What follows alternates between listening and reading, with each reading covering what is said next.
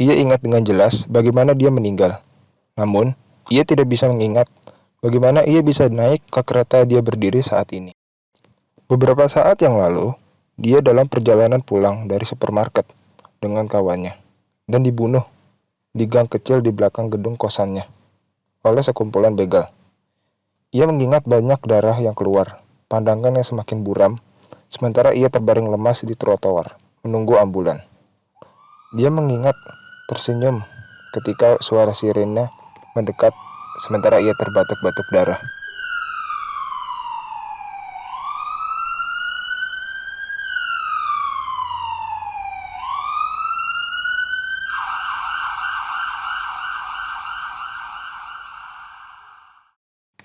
Pandangannya sangatlah gelap. Lalu ada sebuah gerbong kereta, dan ia sendirian. Namun sekarang, ia telah bebas, dan mungkin ia akan pergi ke surga. Karena ia berdiri di sana, jelas, di semacam kehidupan setelah kematian. Surga benar-benar satu-satunya pilihan, bukan? Benar sekali. Ia tidak pernah menjadi orang yang sangat baik, tapi jelas tidak pernah menjadi orang yang jahat. Jadi, ya, pasti ia akan masuk surga. Tidak ada rasa bersalah, malu, aib, ataupun penyesalan. Dan kedua orang tuanya mungkin sedang mencium jasadnya yang sudah tidak bernyawa. Saat ia duduk di salah satu bangku, dia sadar betapa dalamnya akhirat itu. Dingin dan kerasnya bangku membuatnya bergidik. Matanya yang dari tadi fokus menatapi pagar rantai, tepat di luar rel kereta, ke tempat parkiran dan bangunan di kejauhan. Angin sepoi-sepoi datang menyadarkannya dari lamunannya. Dia tahu angin sepoi-sepoi ini. Ini adalah angin sepoi-sepoi yang datang sebelum rel ketiga. Yang datang sebelum suara melengking kereta yang mendekati stasiun. Dia bangkit, membungkuk ke tepi gerbong, dan mengintip ke bawah garis. Benar saja, itu dia. Entah kenapa jantungnya berdetak cepat sebagai antisipasi. Bahkan ketika kereta meraung dan melolong serta menjerit, gerbong demi gerbong, ia mengenalinya sebagai kereta yang sering ia kendarai sepanjang masa kecilnya. Saat kereta melambat lalu berhenti, apa yang tadinya hanya sebayang-bayang warna dan kabut mulai membentuk padatan.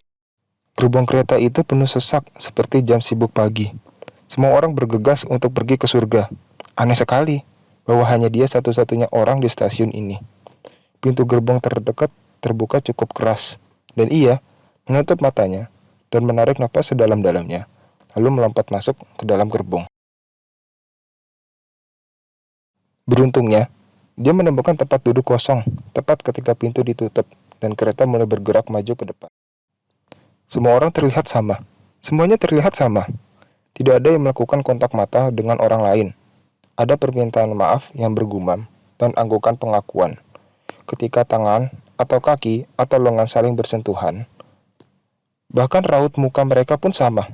Kegelisahan itu, beban berat yang diciptakan oleh banyak orang dalam perjalanan ke suatu tempat ataupun tempat yang tidak ada satupun mereka yang yakin ingin mereka datangi. Ya, beberapa dari mereka yakin. Mereka yakin bahwa mereka sedang dalam perjalanan menuju tempat pembalasan. Akan ada musik dan nyanyian dan para malaikat memainkan harpa dan orang-orang terkasih menyapa mereka dengan pelukan dan ciuman. Tetapi, ada juga orang-orang di kereta yang tidak dapat meyakinkan bahwa semuanya akan baik-baik saja. Apakah itu surga? Apakah ini hari yang baik di tempat kerja?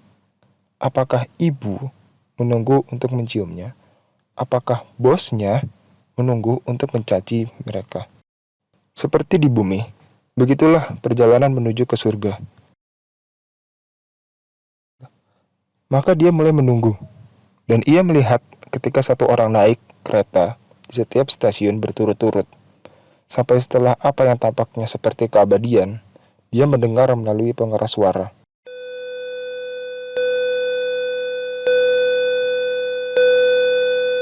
Pemberhentian terakhir. Semuanya keluar. Gerbong ini dipenuhi dengan orang-orang yang semuanya berdesak-desakan dan mendorong-dorong dengan kegembiraan. Ia sebelumnya belum pernah melihat yang seperti ini sejak hari pembukaan stasiun, dekat tempat ia bekerja dulu. Dia naik ke tong sampah untuk melihat sekeliling dengan jelas. Dari kejauhan, dia melihat sebuah cahaya, dan ia tahu dia harus pergi ke sana. Dia melompat ke bawah, menggunakan bahu orang asing sebagai penggagan, lalu memberikan anggukan terima kasih, dan berlari melewati kerumunan tersebut. Menemukan tempatnya di belakang barisan untuk eskalator keabadian. Kebahagiaan ia rasakan. Dia berhasil. Dia telah tiba. Perlahan-lahan, kiranya 10 menit setiap langkah. Garis itu bergerak maju. Dia memberikan tatapan ke sekelilingnya. Kalian bisa rileks, tapi tetap waspada. Tidak ada yang menyelak dalam barisan ini. Tetapi untuk semua sikap kewaspadaannya, dia tidak menyadari sampai dia sudah berada di eskalator. Dan orang yang tepat di depannya adalah seorang anak kecil. Rambut hitam yang keriting, kusut, kotor, dan terdapat darah kering. Dia bisa melihat ada noda coklat panjang di bagian depan kemejanya. Kami sempat mengobrol sesaat. Ia bercerita kepadaku bahwa ia meninggal karena ia tertabrak oleh mobil yang melaju. Ia mengangkat bahunya lagi dan tersenyum lebar, lalu berbalik badan. Ia mendengar suara nyanyian. Tidak salah lagi, sepertinya ini adalah alam akhirat, dan kami akan disambut dengannya. Cahayanya semakin terang, sangatlah terang, sampai-sampai ia harus melindungi kedua matanya. Anak kecil tadi melompat-lompat penuh kegembiraan saat ia mencapai puncak. Tetapi kegembiraannya tiba-tiba padam, dan dia mulai menjerit ketakutan saat dia menghilang ke dalam cahaya akhirat. Tiba-tiba, tangan yang sangat besar berlapis baja hitam menjepit pergelangan tangannya sangat kuat dan menariknya ke dalam cahaya akhirat. Sebelum dia bisa menyadari apa yang barusan terjadi, dua dari sosok paling tinggi, paling besar, dan berpakaian zirah hitam sedang memegangi lengannya di belakang punggungnya dan mengikatnya dengan borgol besi.